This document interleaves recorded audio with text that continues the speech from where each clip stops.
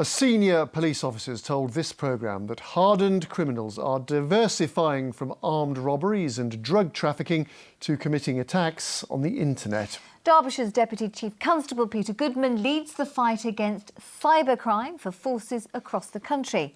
He's also revealed that police are working with computer gaming companies and even health professionals to deter young hackers from becoming criminals.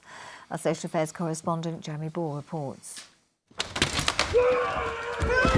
The traditional fight against organised crime, from tackling drug dealing to bank raids. But now it's a battle that's moving to the internet. Here in Ripley, Peter Goodman's in charge of the nationwide police response. He says cybercrime is a huge growing priority. Traditional criminals, drug dealers, firearm suppliers, armed robbers, are now seeing that the world of cybercrime is relatively low risk and high yield for them. Why would you seek to go through the front doors of the bank and face all the issues that brings when you can go in the back door and get much more profit with much less risk? Gangs from as far afield as Russia are hiring or buying software that attacks our computers. They're trying to steal money or data, or to stop systems working unless a ransom's paid. But the police are also worried about computer gamers here who get involved in hacking. Peter Goodman says advanced attacks have been carried out by children as young as 12 or 13. The kind of pathway into that we're seeing more and more is people going to cheats into the gaming sector and then moving on to developing malicious code within the UK. They see it as a bit of fun, they see it as a challenge. This is criminality. So we are working with the gaming industry to get messages on gaming websites, on talk forums, around the dangers of getting involved in cybercrime. And 2 British hackers faced extradition after being accused of cracking US government defence systems. This is Gary McKinnon. I thank everyone for their support. And this is Larry Love. Both have a form of autism known as Asperger's syndrome. People who have autistic tendencies tend to be very vulnerable to becoming involved in cybercrime, and we're starting to do an awful lot of work with institutions who deal with autism to try and prevent that happening.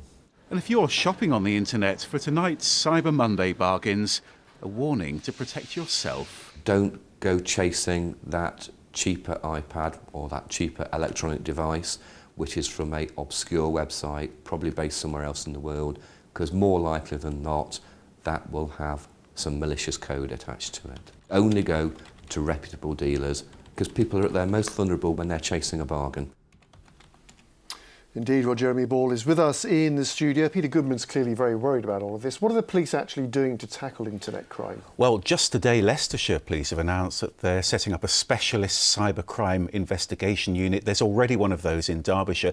And the police say that the majority of businesses have been attacked online in the last year. That often involves extortion, demands to hand over money. But Peter Goodman says all of us are being targeted on devices as simple as this, the simple smartphone. And in fact, he says around 50 people across the country are getting arrested every month for internet crime. It's a lot, isn't it? I mean, how does he say then that we can go somewhere to protecting ourselves? A number of things he suggests. First of all, don't click on any links or any websites if you don't know who they're from. But he says he takes a number of other precautions as well. First of all, switching off these cameras when you're not using them.